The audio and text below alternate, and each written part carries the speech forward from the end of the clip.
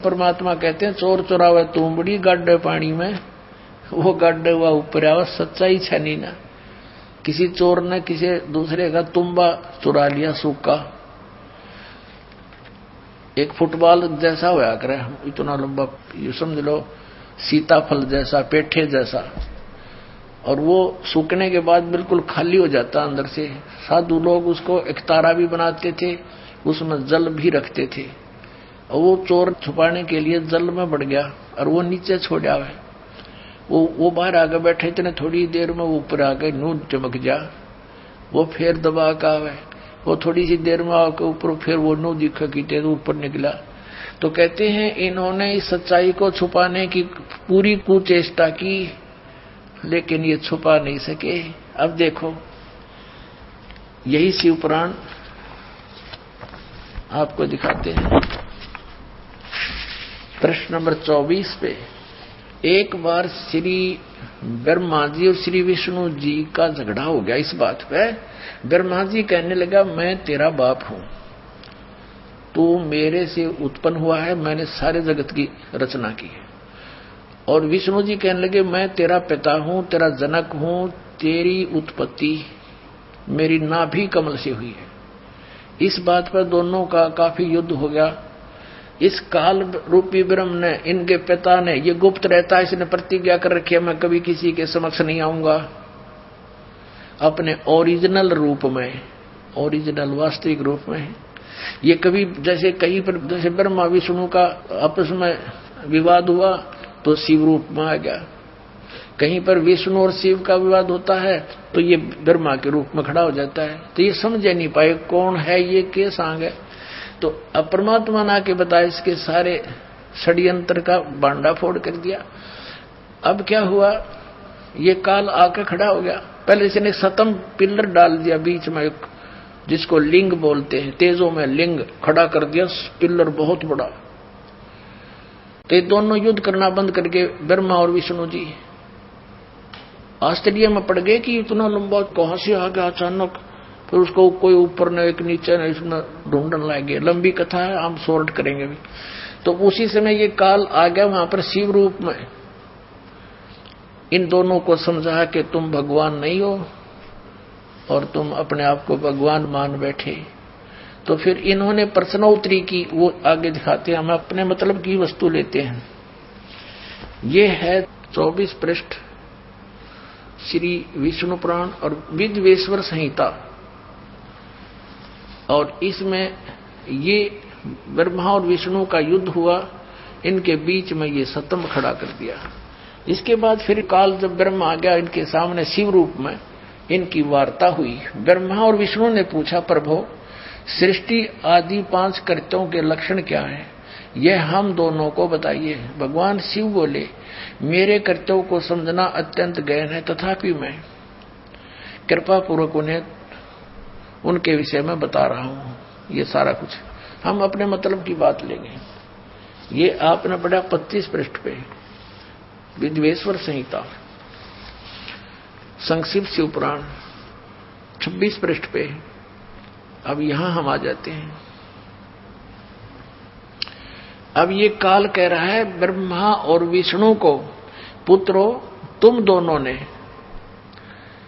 तपस्या करके प्रसन्न हुए मुझ परमेश्वर से सृष्टि और सतिथि नामक 2 कृत्य प्राप्त किए। अब स्पष्ट है ये बोलने वाला तीसरा है कोई। वो कह रहा है कि पुत्रों, ब्रह्मा और विष्णु को कह रहा है पुत्रों तुमने स्वयं अपनी तपस्या करके मुझसे ये 2 जॉब प्राप्त की है, 2 पोस्ट प्राप्त की हैं। कौन सी? सृष्टि और सतिथि की। अब आगे देखो, 2 कृत्य प्राप्त किए हैं, सृष्टि और सतिथि नामक।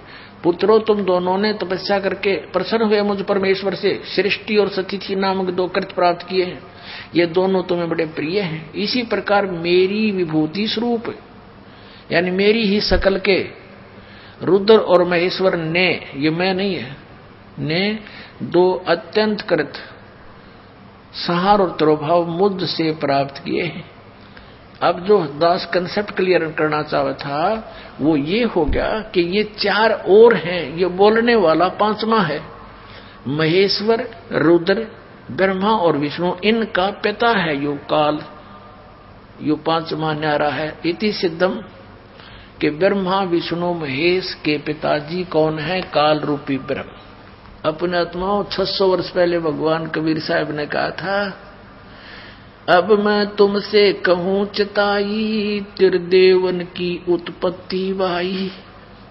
मां अष्टंगी पिता निरंजन, ये जमदारुण वंशन अंजन।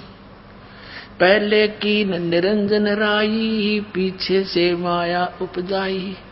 माया रूप देख अति शोभा, देव निरंजन तन मन लोभा। अब बताते हैं, निरंजन की ने भोग विलासा, माया को रही तब आशा। 3 पुत्र अष्टंगी जाए, ब्रह्मा विष्णु शिव नाम धराए।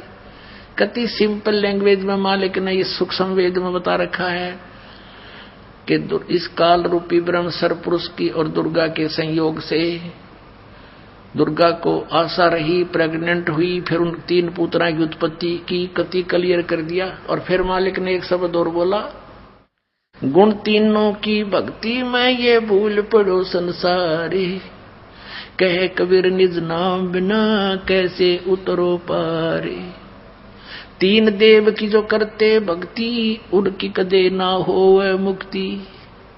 कंसेप्ट क्लियर हो गया तो नासवान है, और इनकी भक्ति करने से वो पूर्ण मोक्ष कैसे प्राप्त होगा? जहां जाने के बाद फिर लौटकर कभी संसार में नहीं आते, ये आप जन्मते मरते।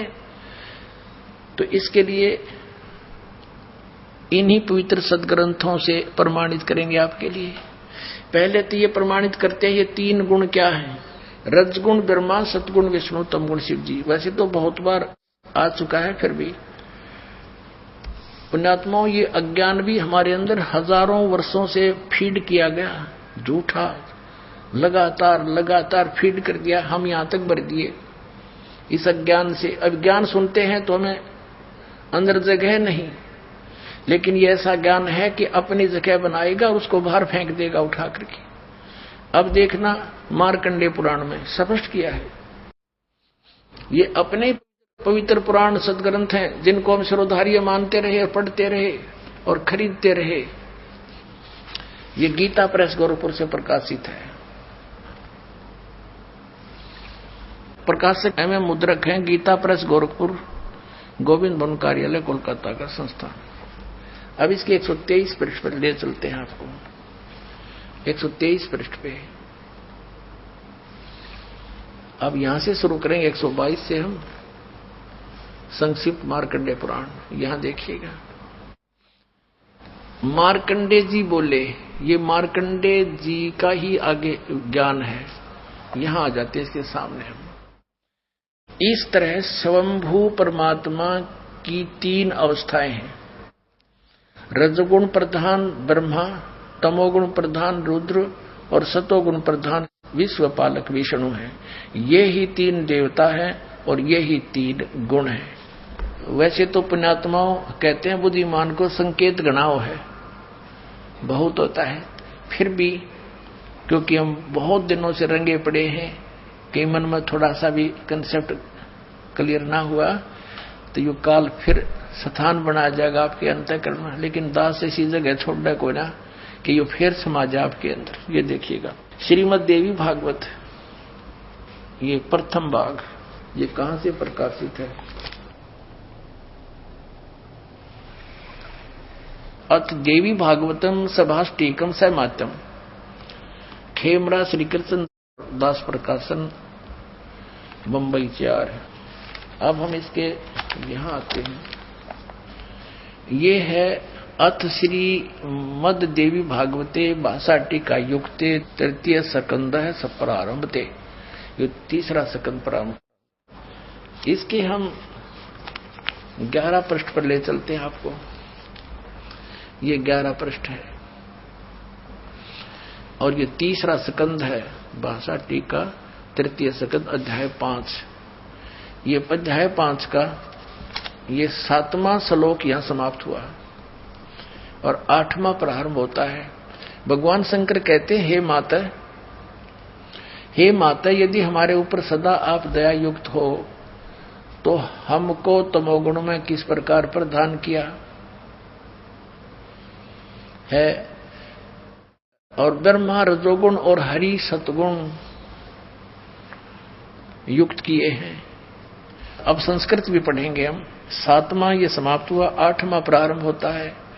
भगवान शंकर कहते हैं, यदि दया धर्मना न सदाम्बिके, यदि दया धर्मना, यदि आप दया युक्त हो, कथम अहम विहित है, किस प्रकार मैं बना दिया अंबिके यानी दुर्गा, हे माता, विहित तमोगुण, मुझे तमोगुण क्यों बना दिया, कमल जय, कमल से उत्पन्न होने वाले ब्रह्मा को रजोगुण संभव, रजोगुण क्यों बना दिया, सोहित क्यों सतोगुण हरि, और विष्णु को क्यों सतोगुण बना दिया, इति सिद्धम रजगुण ब्रह्मा सतगुण विष्णु तमगुण शिव जी। अब ये दास आपको पवित्र श्रीमद् भगवत गीता के अंदर दिखाएगा।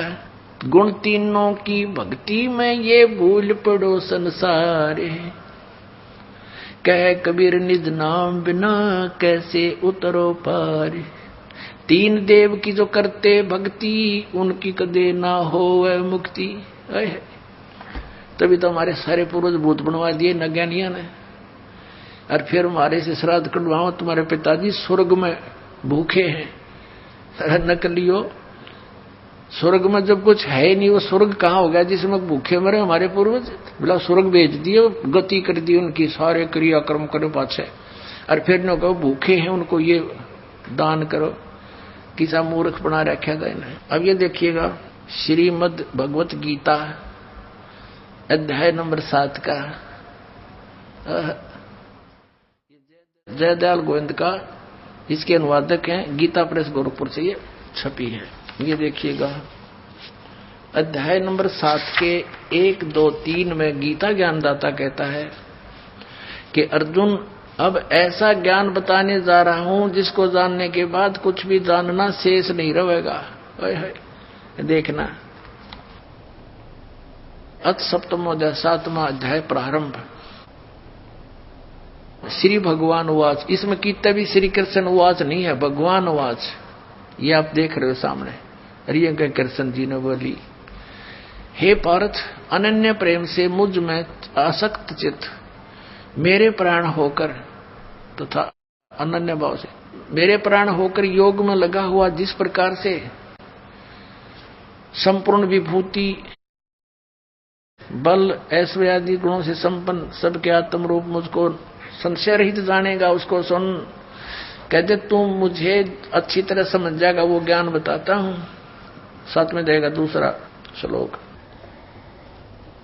मैं तेरे लिए इस विज्ञान से तत्व ज्ञान को संपूर्णता कहूंगा, जिसको जानकर संसार में फिर कुछ भी जानने योग्य शेष नहीं रह जाता। अब ये 5वें श्लोक में 2 प्रकृति बताई है। इस 7वें जाएंगे 5वें श्लोक में, पृथ्वी जल अग्नि वायु आकाश मन और बुद्धि और अहंकार, ये तो 8 प्रकार की जड़।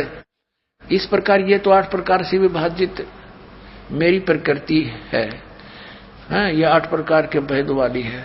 ये तो अपरा मेरी जड़ प्रकृति है, और इससे दूसरी जिससे यह संपूर्ण जगत धारण किया है, मेरी जीव रूपा प्राचेतन प्रकृति जान, ये दुर्गा है। आगे देखो, हम आते हैं अध्याय नंबर 7 के और श्लोक नंबर 12 पे, क्योंकि ताजा ताजा सिद्ध हुआ है कि रजगुण ब्रह्मा है, सतगुण विष्णु, तमगुण शिव जी, ये याद रखना।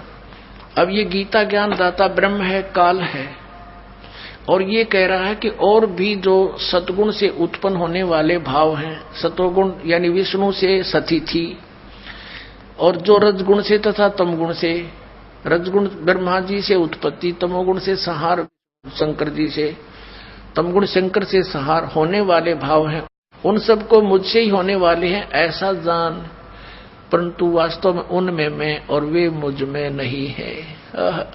अब पुण्यात्माओं, इस काल भगवान को 1 लाख मानव शरीरधारी प्राणियों के शरीर से निकले गंध को खाने का श्राप लगा हुआ है। जिस कारण से इसने अपने तीनों पुत्रों को ये यहाँ की व्यवस्था दे रखी है कि ब्रह्मा जी रजोगुण है, जिसके प्रभाव से हम संतानों उत्पत्ति करते सभी प्राणी विवश होकर के, जीव के बस की नहीं। और सतोगुण श्री विष्णु जी के सतोगुण के प्रभाव से हम एक दूसरे में जकड़े हुए हैं, हमारे अंदर इतनी ममता भर रखी है, हमारे बस का नींद से दूर हो सके। और तीसरा जो संहार करता है शंकर भगवान, ये भी काल का पुत्र है। तो इन तीनों से ये कहता है कि जो रजगुण से होता है वो ब्रह्मा जी से उत्पत्ति और विष्णु जी से स्थिति और शिव जी से संहार जो कुछ भी हो रहा है, इसका निमित्त कारण तो मैं ही हूं, पर मैं इनके सामने नहीं आता, इनसे अलग रहता हूं। अब आगे चलते हैं, देखिएगा अध्याय नंबर 7 और श्लोक नंबर आपने 12 पढ़ लिया। और भी जो सतोगुण से उत्पन्न होने वाले भाव हैं, यानी सतिथि, और रजोगुण जो ब्रह्मा से सृष्टि उत्पत्ति, और तमोगुण शंकर से जो संहार होता है, उन सब को मुझसे ही होने वाले हैं ऐसा ही जान, परंतु वास्तव में इनमें मैं और वे मुझ में नहीं है, इनसे बाहर है ये।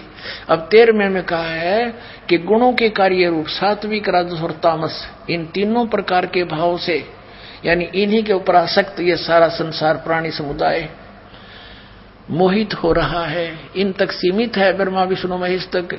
इन तीनों गुणों से, रजगुण ब्रह्मा, सदगुण विष्णु, तमगुण शिव जी से परे मुझ अविनाशी को नहीं जानता। ये कहते हैं इनसे ऊपर हूं मैं, अलग हूं। अब आगे देखो, अब 14 में कमाल कर दिया, श्लोक नंबर 14 7वें अध्याय का।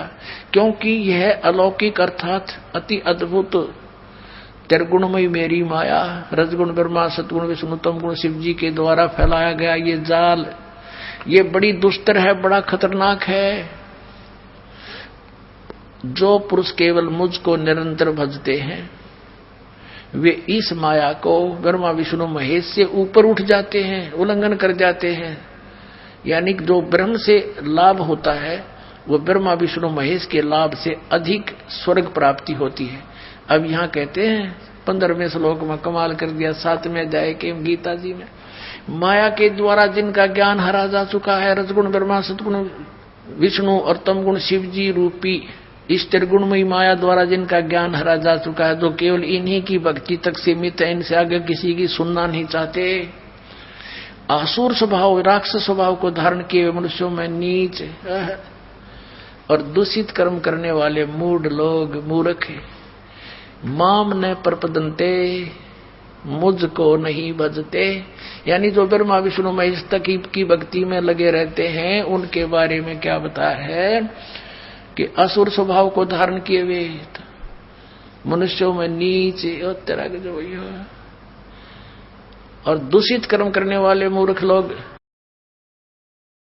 पुण्यात्माओं, परमात्मा ने 600 वर्ष पहले कहा था, 3 देव की जो करते भक्ति उनकी कदे ना होए मुक्ति। और गीता जी ने इनको क्या संज्ञा दे दी आपके समक्ष है। इस ब्रह्मा विष्णु, रजगुण ब्रह्मा, सतगुण विष्णु, तमगुण शिव जी के पुजारियों को, राक्षस स्वभाव को धारण किए हुए मनुष्यों में नीच, दूषित कर्म करने वाले मूर्ख, 4 गाली इकट्ठी दे रखी गीता जी में।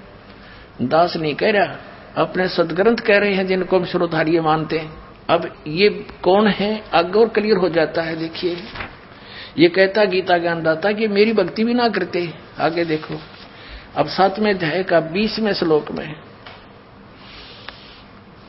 और कंसेप्ट क्लियर किया है। उन भोगों की कामना द्वारा जिनका ज्ञान हरा जा चुका है, ब्रह्मा विष्णु महेश से मिलने वाले अस्थायी लाभों से, जैसे रावण ने सोने की लंका बना ली और के चला उसके साथ, सिर में मार लिया लंका ने। उन भोगों की कामनाओं के द्वारा जिनका ज्ञान हरा जा चुका है, वे अपने स्वभाव से प्रेरित होकर उस नियम का धारण करके अन्य देवताओं को भजते हैं। ब्रह्मा विष्णु महेश भी अन्य देवताओं में आते हैं, अर्थात उनकी ही पूजा करते हैं। और 21 में क्या कहा, 7वें अध्याय के 21वें श्लोक, अब जो सकाम भक्त जिस देवता के स्वरूप को श्रद्धा से पूजना चाहता है, उस भक्त की श्रद्धा को मैं उसी देवता के प्रति स्थिर कर देता हूँ। मैं देता हूँ उनको थोड़ा बहुत लाभ मिलता है तो मैं वहां फिट रखता हूँ उनको। कभी विष्णु के रूप में प्रकट हो जा, किसी के शिव जी के रूप में। अब 22 में क्या कहा कि वह पुरुष उस श्रद्धा से युक्त होकर उस देव